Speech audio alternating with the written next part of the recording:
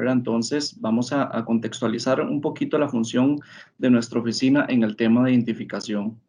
Bien, el archivo criminal se funda en el año 1974, un año después aproximadamente de la creación de nuestro organismo, y con ello se establece un marco regulatorio para nuestra oficina, en el cual indica que nuestra oficina estará a cargo de un experto y contará con fichas y demás documentos debidamente clasificados de todas las personas que han sido presentadas ante alguna autoridad judicial como presuntos responsables de algún hecho punible.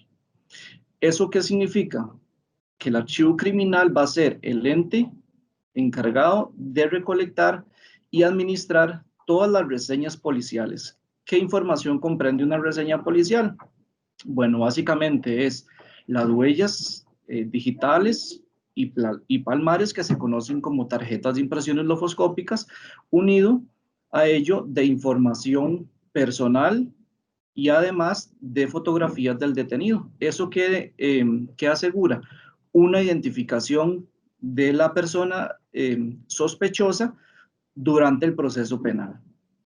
Ok, entonces el archivo criminal, al tratar materia tan sensible, tiene que irse dividiendo en ciertas unidades especializadas para el trámite o el manejo de toda esa información. Cuentan con unidades como unidad de capturas, unidad de documentación, retrato hablado, reseña, y la unidad de lofoscopía es un elemento más que conforma el archivo criminal. Esta unidad es encargada del análisis de huellas lofoscópicas presentes en las palmas de las manos, en los dígitos y plantas de los pies. A eso se refiere el término lofoscopía. Ok, entonces, en materia de identificación de personas, el archivo criminal juega un papel muy importante, ¿verdad? Porque somos los encargados de rendir dictámenes, rendir informes para que las autoridades tengan una información más exacta. Bien. Para ir entrando ya al tema de la necrodactilia, anteriormente a la creación del organismo, este tema estaba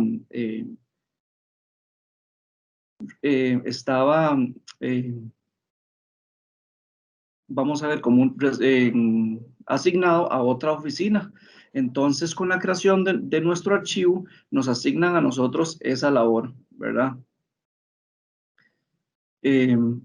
A partir de ahí, entonces, en el momento en que llegue una persona con un cuerpo de identidad desconocida a la morgue judicial, la autoridad judicial nos hace un llamado o nos extiende una solicitud para que nuestros peritos procedan a realizar esa identificación.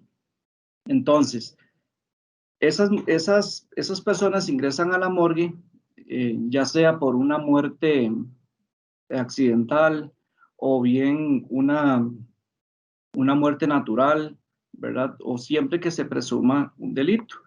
Entonces, ¿por qué es tan importante esa identificación también? Porque en criminalística, cuando es tan importante la identificación del victimario como de la víctima. ¿Qué se pretende con la identificación de la víctima? Bueno, que la policía tenga herramientas para que ellos puedan conocer sus hábitos, para que puedan conocer el entorno en que se manejaba la víctima, para que puedan conocer ciertas características que le permitan a ellos una adecuada o una mejor investigación, ¿verdad?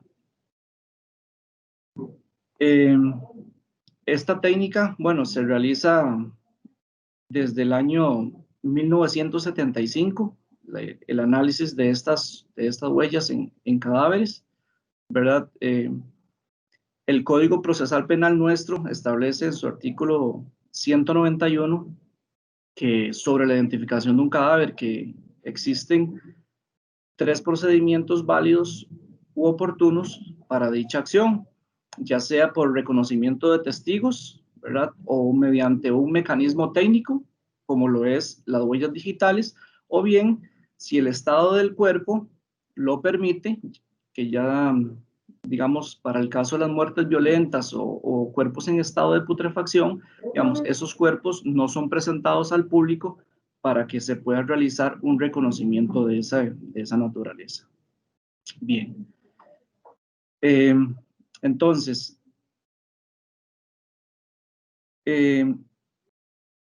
una vez que nosotros tenemos la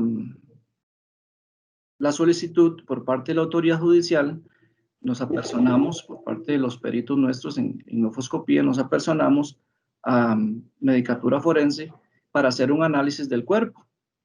Entonces, bajo esas circunstancias, tenemos que valorar una serie de elementos.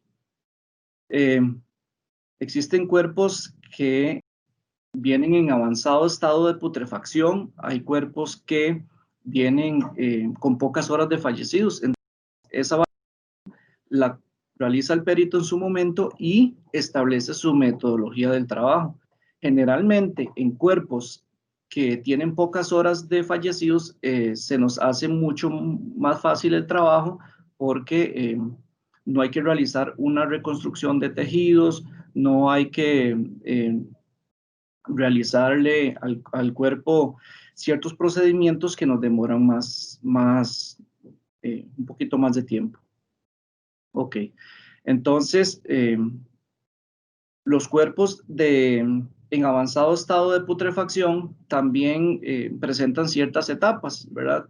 El cuerpo, dependiendo de la situación en la que se haya encontrado, vamos a ver, pueden ser cuerpos que se encuentren en zonas montañosas o en viviendas o cuerpos de accidentes o simplemente de personas que se encontraron en la calle fallecidas y no cuentan con ninguna identificación, ¿verdad? Entonces, nosotros realizamos ese procedimiento y nos va a facilitar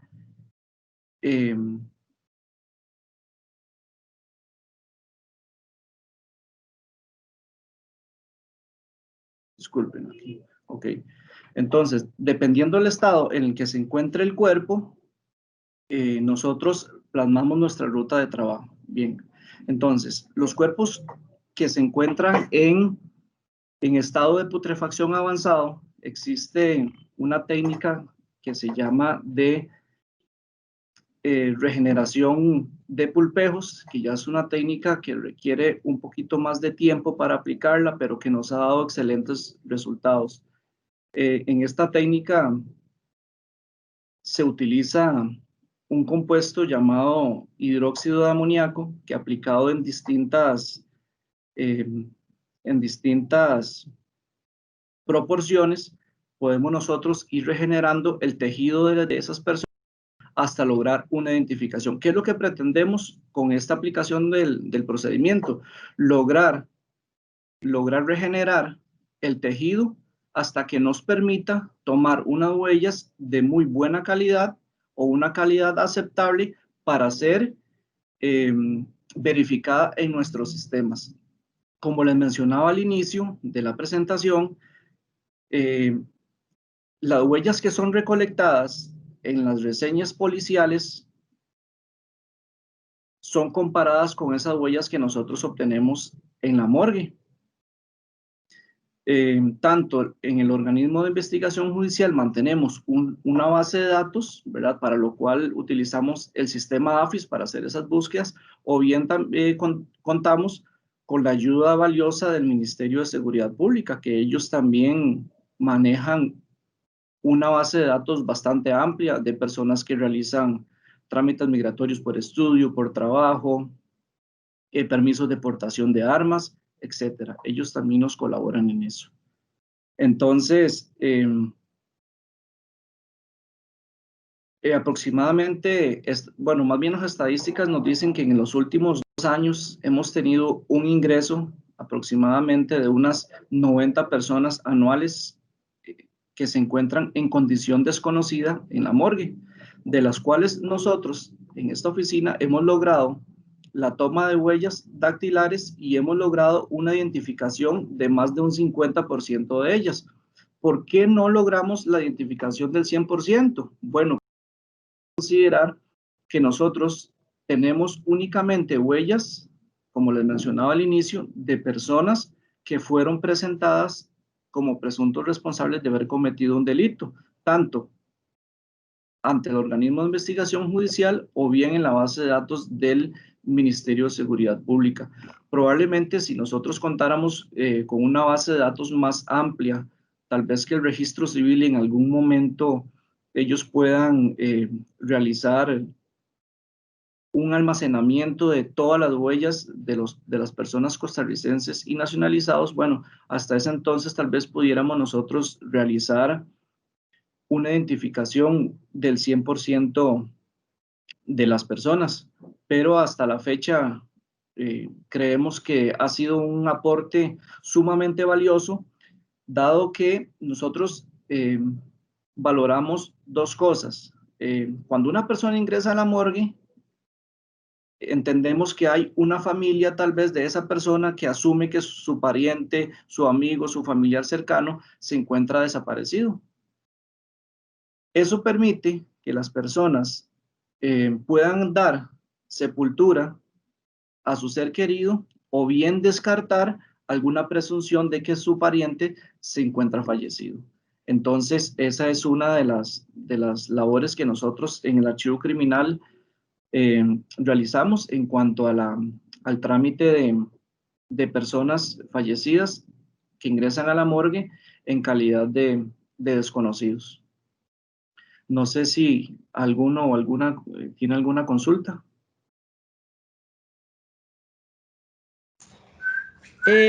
Compañeros, si tienen alguna consulta al respecto.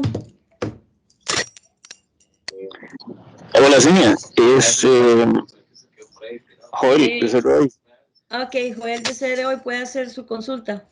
Licenciado, nada más, es que no le entendí bien. Si usted me puede aclarar un poco esa cifra de los 90, de la cifra anual de personas que ustedes atienden en la unidad y que logran identificar el 50%. ¿Es un dato anual o son de los últimos 2 años? Bien, de los últimos 2 años, en promedio ingresa por año 90 personas aproximadamente. O sea, por año 90 personas.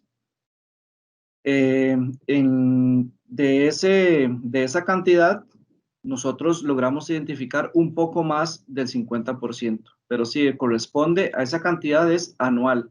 Es un promedio que sacamos de los últimos 2 años, porque actualmente podríamos decir que en lo que llevamos del año, vamos por un número de 63 personas al día de ayer, un número de 63 personas que se encuentran o ingresaron a la morgue en esa condición de desconocidos, del cual vamos ya por una cifra cercana al 50% con esa identificación. Creemos que en lo que resta del año podría el dato también rondar cerca de las 90 personas y superar la expectativa nuestra, que también siempre es más de un 50% de identificaciones.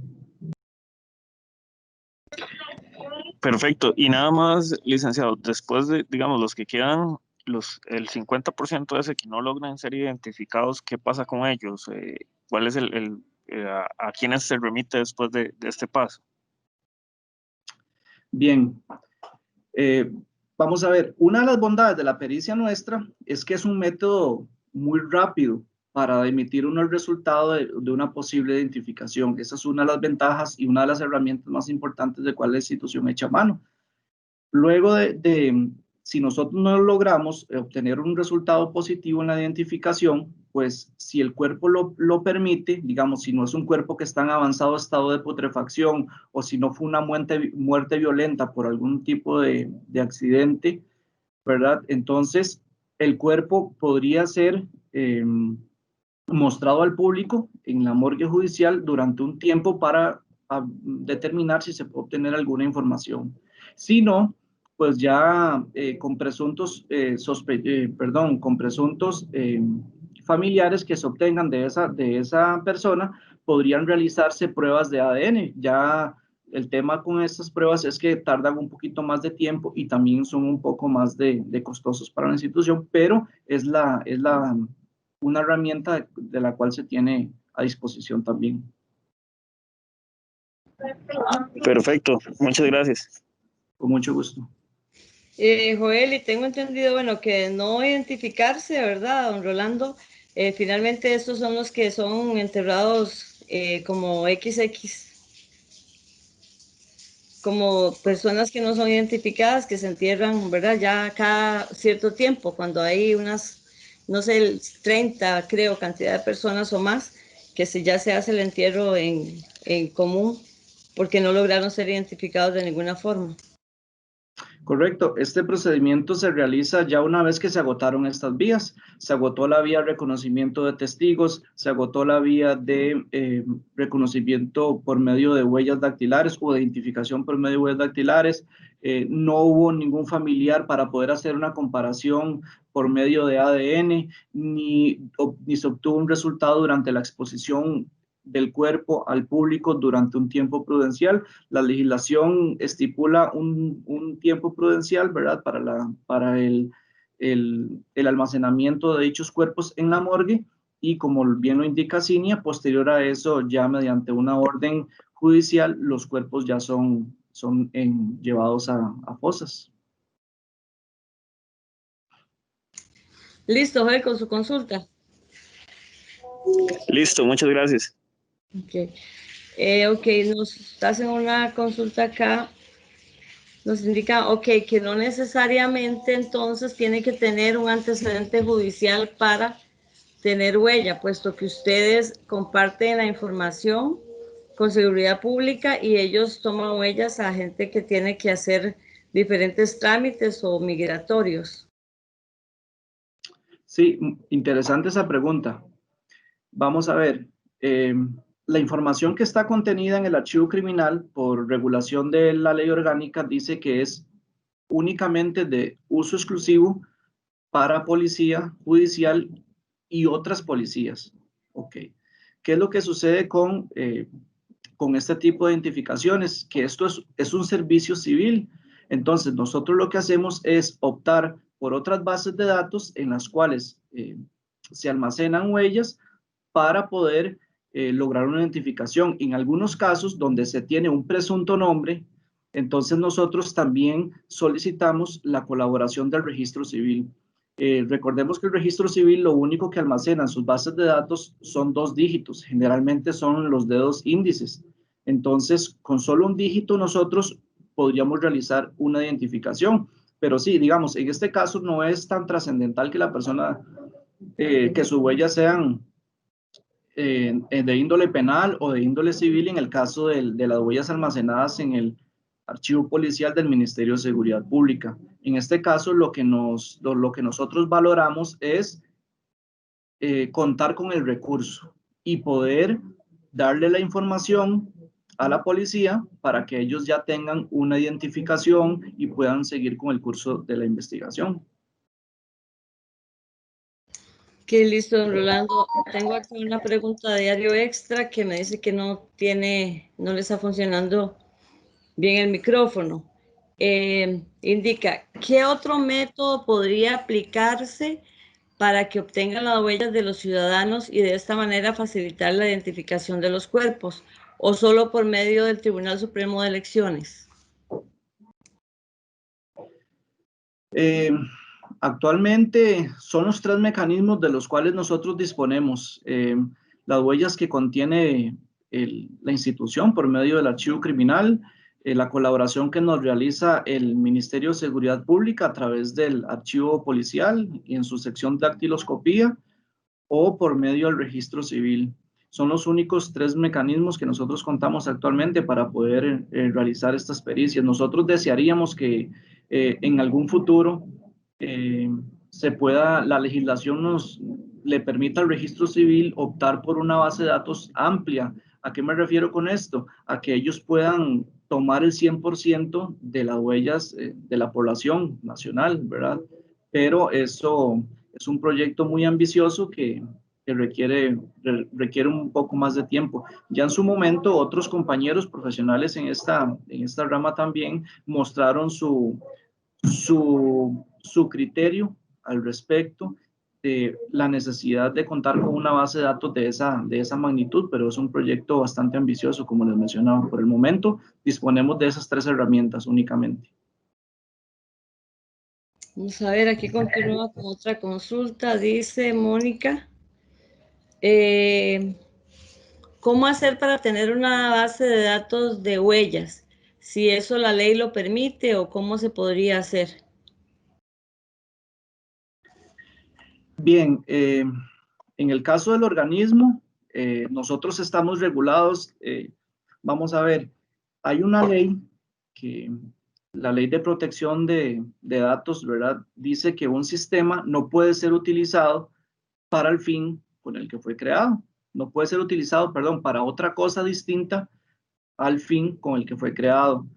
En el caso de nosotros, en el OIJ, pues las huellas con las que nosotros contamos son huellas de personas que han sido presentadas, ¿verdad? Como les mencionaba anteriormente, como presuntos responsables de haber cometido algún hecho punible, ¿verdad? El hecho de que el registro pueda contar con una base de datos muchísimo más amplia ya es un asunto de presupuesto, ¿verdad? Ya al menos no creo que competa al archivo criminal o al organismo de investigación judicial tener una base de datos civil, porque la naturaleza de nuestras funciones es otra. El ente encargado de tener una base de datos para identificación civil, porque así está establecido por ley, es el registro civil. Considero que a ellos les correspondería ampliar una base de datos porque ya ellos la tienen, pero es una base de datos donde únicamente almacenan 2 dígitos. Okay. Aquí tengo otra consulta, dice que cuánto tiempo tiene que haber pasado para que a un cuerpo ya no se le pueda tomar la huella. Por ejemplo, si se encuentra una persona como el caso de Allison, que estuvo el cuerpo muy deteriorado, en ese caso, si existe alguna posibilidad de hacer un estudio de reconstrucción de huellas. Muy bien. Vamos a ver, el tiempo es muy relativo.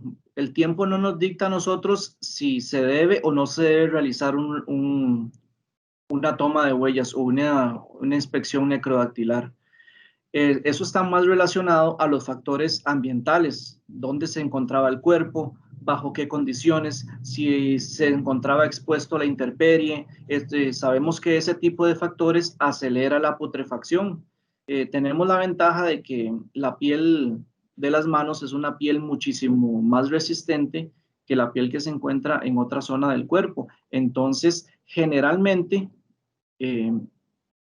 eso nos facilita o nos ayuda a que podamos realizar una identificación. ¿Qué sucede? Vamos a ver que una persona que se encuentra en un clima más frío, más ventoso, ventilado, podría tardar más tiempo su estado de putrefacción que una persona que se encuentra sumergida en agua, tal vez en un lago, en el mar, en el río, ¿verdad? Entonces, los factores ambientales juegan un papel bastante preponderante. Ahora, en los casos de los cuerpos en avanzado estado de putrefacción, a veces ya se encuentra un desprendimiento de la epidermis, que es la capa más superficial de la piel. En esos casos, nosotros podríamos valorar el estado en que se encuentran esas manos y podríamos trabajar con la dermis, que es la capa intermedia de la piel. Tenemos procedimientos y reactivos muy efectivos para ese tipo de situaciones, pero de lo que nosotros dependemos es encontrar piel en las manos. Eso es lo que nos marca el camino, si se puede o no se puede realizar una identificación y no tanto el tiempo en que falleció la persona. No sé si alguno de los participantes tiene alguna otra consulta. Cinia, no sé, tal vez si me permite ampliar un poquitito más con el caso de Allison. Claro, claro. En este caso concreto con el caso de Allison, no fue posible realizar una identificación por medio de huellas porque lo que se encontró en el sitio o en el hallazgo más bien fueron restos óseos únicamente. Ya ahí no, ninguna de las partes encontradas contenían piel y mucho menos algún estado en que nosotros pudiéramos o nos permitiera realizar este estudio. Ahí lo que correspondía era realizar una identificación por medio de ADN, ya presuntamente identificada también la familia. Entonces, ese era el único método de identificación que correspondía en ese caso. Okay. Si nadie más tiene alguna otra consulta, finalizamos acá y muchas gracias a don Rolando por su valiosa exposición. Que tengan todos muy buenas tardes. Mucho gusto.